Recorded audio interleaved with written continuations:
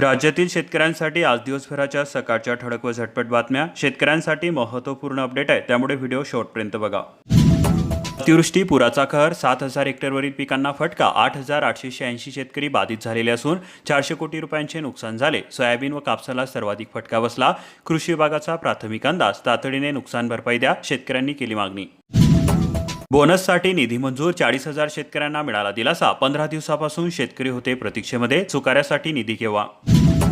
नाल्यातील पाण्यामुळे 7 एकरामधील शेती जलमय. शेतकऱ्यांचे झाले मोठे नुकसान. शिवनी शिवारातील शेतकऱ्यांमध्ये तीव्र संताप. नुकसानग्रस्त शेतकऱ्यांनी केली नुकसान भरपाईची मागणी. 15 दिवसामध्ये मिळणार पीक विम्याचे 18 कोटी रुपये. कृषी मंत्र्यांचे आश्वासन. आमदार राजेश विटेकरांनी मांडली लक्षवेधी.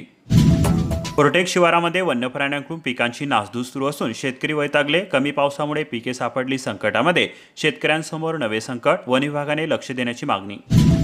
अरे बापरे, सातारा जिल्ह्यामध्ये आजही 90,000 कुटुंबाकडे नाही हक्काचे पक्के घर. आवास प्लस सर्वेक्षण संपूर्ण पातळी झाल्यानंतरच मिळणार संबंधितांना लाभ. अशाच प्रकारच्या महत्त्वपूर्ण अपडेटसाठी आताच आपल्या चॅनलला सबस्क्राईब करून बेल आयकॉनला ऑलवरती सेट करा आणि हा व्हिडिओ तुमच्या जवळील शेतकरी मित्रांपर्यंत जास्तीत जास्त शेअर करा.